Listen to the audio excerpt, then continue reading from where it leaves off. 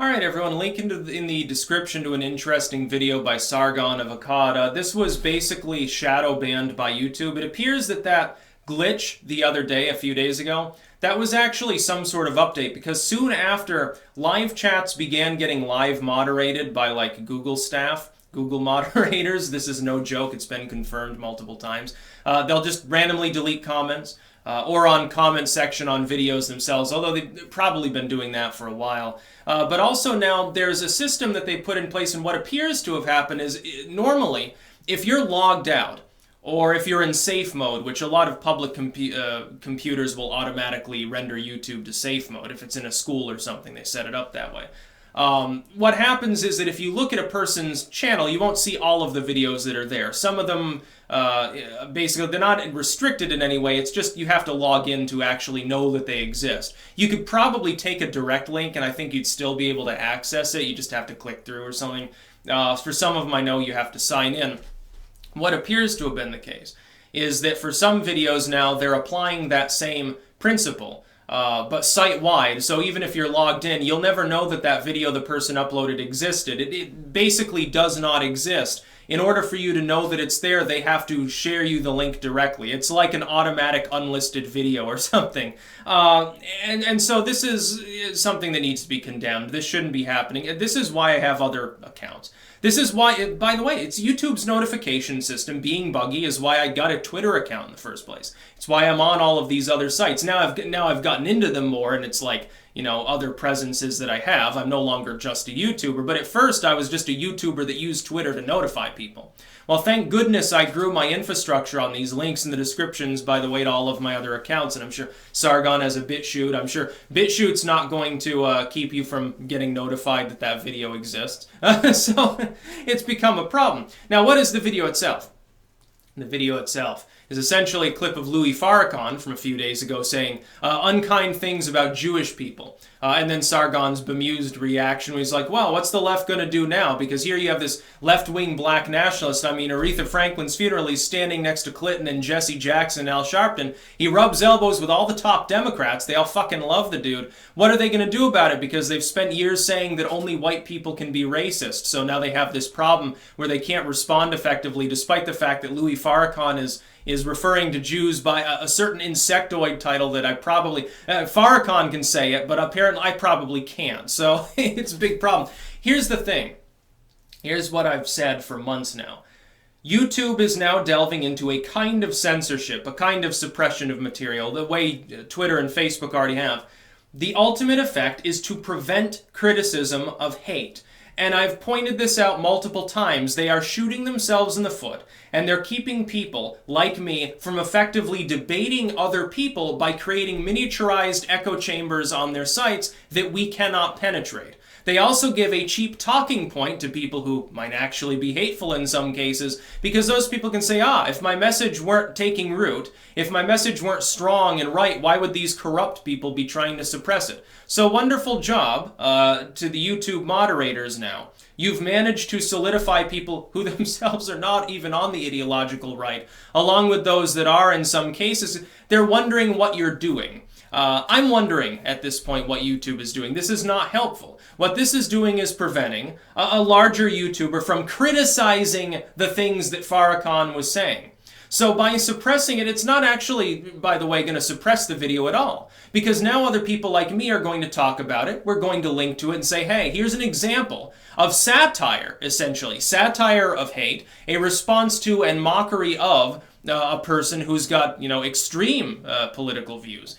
By the way, I don't believe Farrakhan should be banned or something. Some people are saying, well, ban him off Twitter as an example. No. I don't believe in that because I don't believe in censorship. Let him say what he wants. But if another person is criticizing him for what he's saying, trying to block that person out, how the hell does that help anything? But the thing is, the robot on YouTube that moderates things doesn't know the difference between Sargon replying to something like that and the thing itself. So YouTube's algorithms can't tell the difference between you mocking Hitler and you making a video generically on the subject that might actually applaud him. There's no difference in the bot's mind because it's based on what titles and tags and shit like that are used. So it becomes an impossible system. By the way, let me ask Google something. How is it that you have the staff, the manpower, so to speak, to live moderate comments, which must be kind of intensive on feeds that are being watched by 5, 10 fucking thousand people at once. How is it that you have the manpower to live moderate a bunch of live streams, but you don't have the manpower so that when a major content creator who's been on the site maybe for a decade or something, 11 years, they got hundreds of thousands, maybe millions of subs, how is it that you don't have the manpower to review their appeals in a timely fashion? Like 3 days go by, like when I had one video there, which got restored. It was taken down by the zombie algorithm because of the tags that it had, even though it, again, much like with Sargon's video, it was a mockery of hate. It wasn't itself promoting such things, it was mocking the New York Times for appearing to be hateful. The zombie algorithm had it taken down. It took 3 days to get it restored. Why? Since you obviously have the manpower at Google to live moderate a bunch of live streams, which, I mean, that's fine, okay. I don't think you should be removing comments. People already moderate their own live streams. If they don't, they probably have an edgy enough audience that it doesn't matter. All you're doing is antagonizing people. It's not going to be helpful. They'll simply start chatting elsewhere during the live streams. You'll destroy your own live stream function. Then I hear that like abusive live streams are going to get donated to charities. I can't verify whether that's true because I didn't see any actual reports even from the alt media on that, but that's been bandied around. Then Sinatra says, like he had a video taken down. He appeals it, days go by, and then the appeal, I guess, got rejected as of last night. So, by the way, I support him. I don't find him to be an out there character. I find him to be entertaining, and I don't want to see him abused either. But, by the way, what is people's fucking fixation with Sargon being hate-filled and stuff? He's constantly, he spars with people who, he thinks that you're out there and probably a fanatic even if you're not an ethno-nationalist. He uses terms like liberalist and stuff. No, this is, the video itself is a remark about Farrakhan and the double standards of the far left with regards to ethno-nationalistic principles, with identitarianism. That's all this video is about. Trying to block it out. Dude, YouTube just blocked out, fundamentally delisted, a video that is meant to expose the hate-filled ways of someone who's sitting there and literally spouting off anti-Semitic things. It doesn't make any sense. Censorship has become a running joke. Censorship itself it is beginning to, I think, exhaust itself a little bit too. This is the silver lining here. It's become expansive enough and unhelpful enough that it's pissing off more and more people. Eventually this sets the stage for either new sites to come along and continue to grow that aren't censoring, or the recension of some of that censorship, which is, by the way, possible. It's like a limited state. You remember when that was rolled out? It doesn't get applied as much anymore, it seems. I don't see many people, including the edgiest people on the platform, really saying they're getting put in limited state for anything.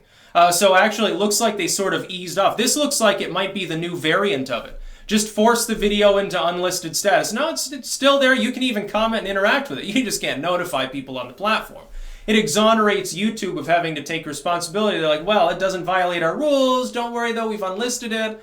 But they can still like notify people on Gab or Twitter saying, oh, that's right, Sargon got kicked off Twitter too. Well, I guess it sucks to actually make political commentary.